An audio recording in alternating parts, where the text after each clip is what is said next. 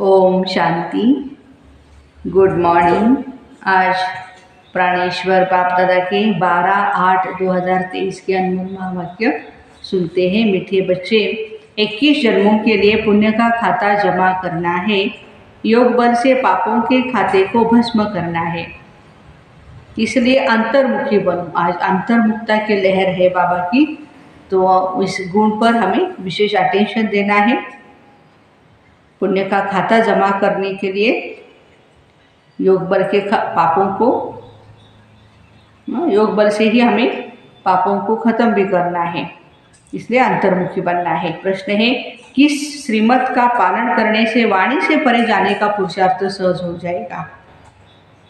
वाणी में आने की बहुत हमें आदत पड़ी हुई है, तो बाबा कहते हैं, श्रीमत कहती है बच्चे अंतर्मुखी हो जाओ, बाहर से कुछ भी नहीं बोलो। जितना शांत रहेंगे, चुप बैठेंगे, उतना शक्तिशाली बनेंगे। इस श्रीमत को पालन करेंगे तो सहज ही वाणी से परे जा सकेंगे। जितना याद करेंगे, स्वदर्शन चक्र फिराएंगे, उतना कमाई जमा होती जाएगी। याद के लिए अमृत वेले का समय बहुत अच्छा है। सुबह हम 3 बजे उठे, 4 बजे उठे, वो समय बहुत अच्छा है याद के लिए। उस समय उठकर अंतर्मुखी बन आत्मस्वरूप में स्थित होकर के बैठ जाओ। गीत है आज का, तूने रात गवाई सोए के, दिन गवाया खाए के। ओम शांति। एक और समझाते हैं, अंतर्मुखी हो जाओ, बाहर से कुछ भी न बोलो, अपने आत्मा के स्वरूप में स्थित होकर के बैठो। बाप बच्चों से कहते हैं, मुख से कुछ भी बोलो नहीं। राम राम आदि तो बहुत कहते आए, परंतु उस कहने से मनुष्य पावन नहीं बने हैं। मनुष्य पति से पावन तब बन सकते हैं जब पतित पावन बाप की श्रीमत पर चले। पतित पावन कहने से बाप याद आता है। बाबा कहते हैं, तुम बरोबर पतित थे ना, अब तुम पावन बन रहे हो। सतयुग में कोई पतित होता नहीं। 5000 वर्ष पहले जब भारत पावन था तो एक ही धर्म था। बाप तो सुख की ही सृष्टि रचेंगे ना। भारत सुखधाम था। लक्ष्मी नारायण, राम सीता आदि के मंदिर सतयुग त्रेता की निशानी है। सतयुग में बरोबर श्री लक्ष्मी नारायण की डिनाइस्टी थी। यही भारत था जिसमें सूर्यवंशी चंद्रवंशी का राज्य चलता था, जो अब फिर से स्थापन हो रहा है। इसको ही कहा जाता है वर्ल्ड की हिस्ट्री ज्योग्राफी। यह मनुष्य ही जानेंगे ना, मनुष्य नहीं जानते तो जानवर से भी बदतर कहा जाता है। बाप को न जानने के लिए कितने धक्के खाते हैं। देखो, बाप को न जानने के कारण बाबा कहते हैं कितने धक्के खाते रहते हैं, परंतु जान नहीं सकते। तुम बाप के बच्चे बने हो तो बाप अपना परिचय देते हैं। मेरा नाम शिव है, मेरा रूप ज्योति स्वरूप है, परम धाम में मैं रहता हूँ। तो बाबा कहते हैं कि अपने परिचय, पहले परिचय नहीं था तो इसका परिणाम क्या हुआ। और फल नास्तिक निधन के बन पड़े। अभी तुम बाप के बने हो, बाबा से वर्षा ले रहे हो, बड़ा भारी वर्षा मिलता है। 21 जन्म स्वर्ग की राजधानी मिलती है, कोई कम बात है क्या।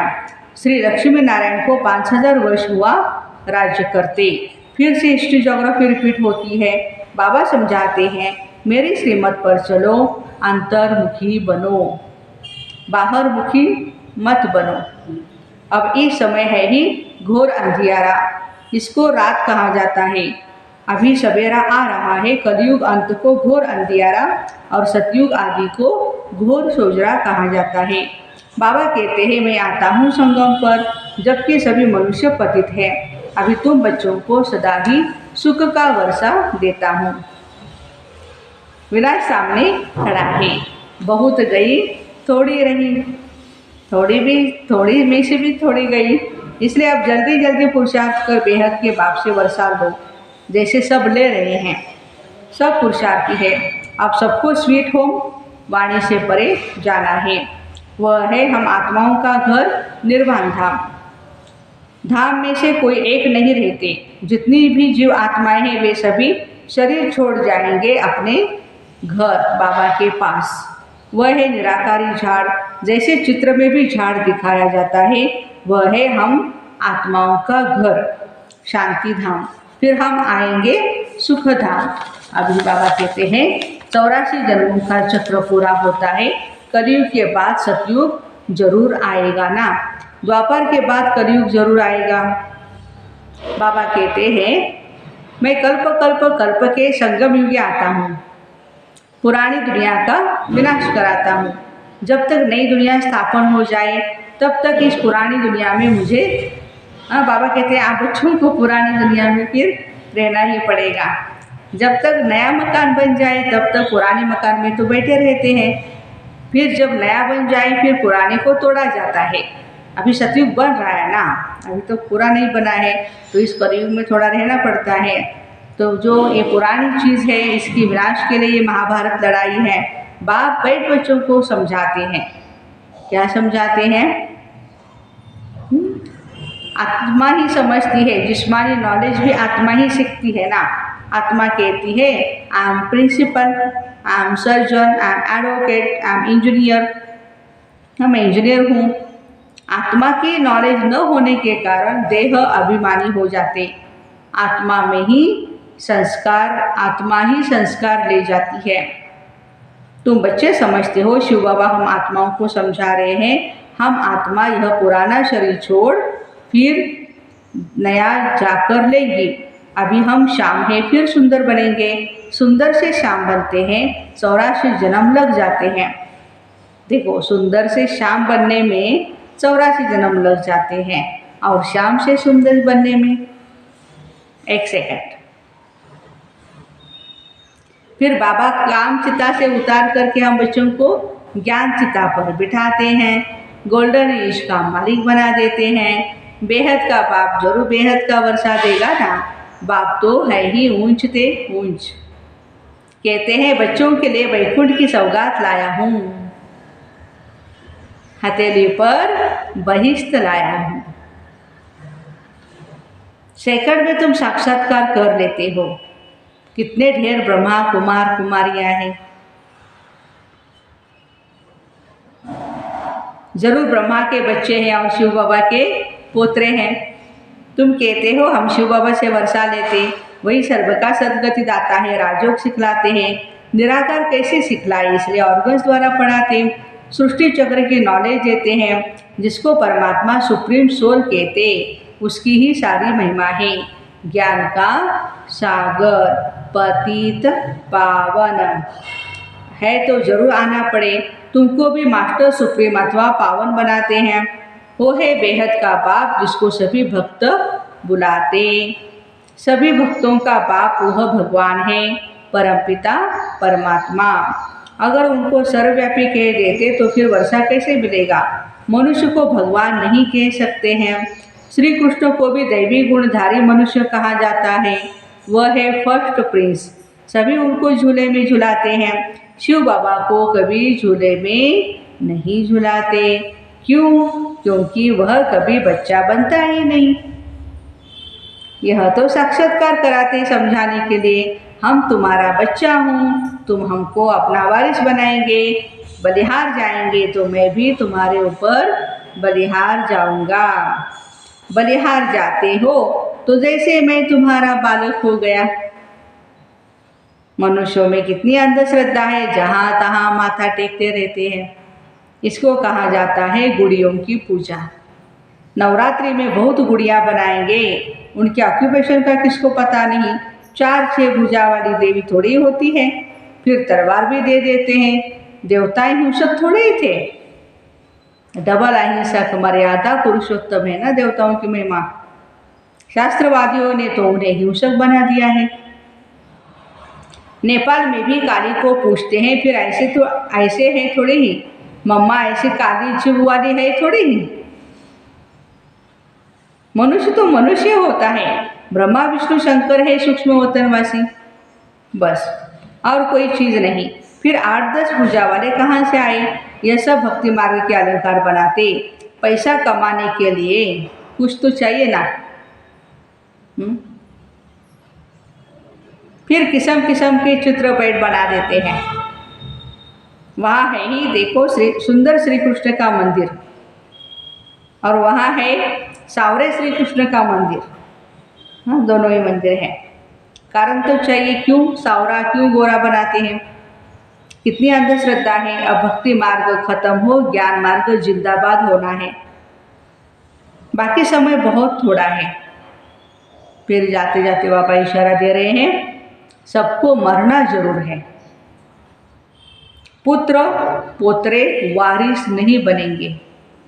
भगवान वाच है, पुत्र पोत्रे वारिस नहीं बनेंगे। वहाँ तुमको यह ज्ञान ही नहीं रहेगा कि संगम पर हमने राजाई के लिए ऐसे पुरुषार्थ किया था। वहाँ तो पवित्र सृष्टि चल पड़ती है सतयुग में। यहाँ तुम जानते हो बरोबर हम बाबा की राजधानी के हकदार है।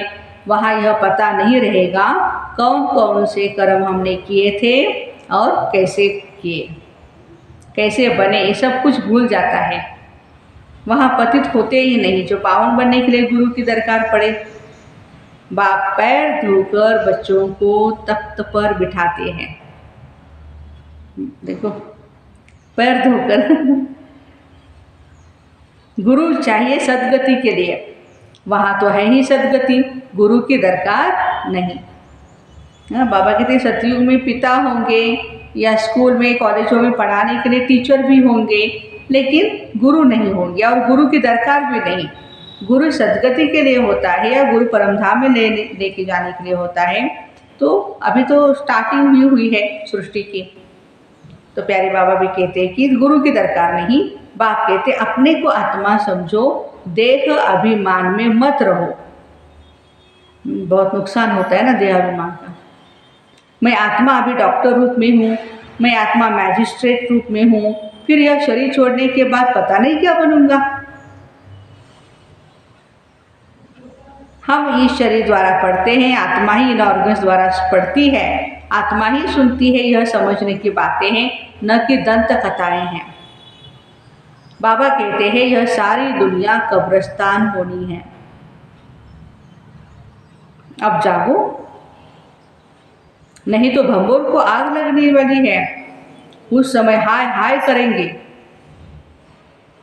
परंतु कुछ भी कर नहीं सकेंगे। काल खा जाएगा, त्राही त्राही करके रह जाएंगे, सजाएं भी बहुत खाएंगे।